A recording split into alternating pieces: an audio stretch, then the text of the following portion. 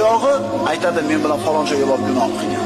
Qo'li aytadi, falonchini urgan, falonchini haqqini tortib olgan. Ko'zi aytadi, men bilan falon ish qilgan. Quloq aytadi, zinoni fahshni eshitgan. Og'ziga muhr urib qo'ydi Alloh taolo uni. Shunda ular aytadi, o'zini terilari ziyoniga guvohlik beradi o'zini. Shunda aytadi terilariga, nima uchun bizga qarshi guvohlik berdinglar? Deyishganida terilari javob beradi. Bizlarni barcha narsani so'zlatgan zot Alloh so'zlatdi.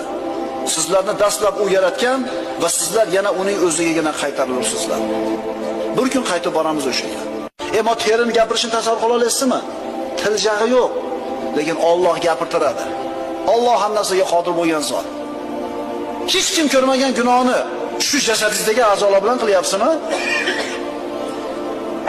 O'sha oyog'ingiz bilan boryapsizmi zinoga?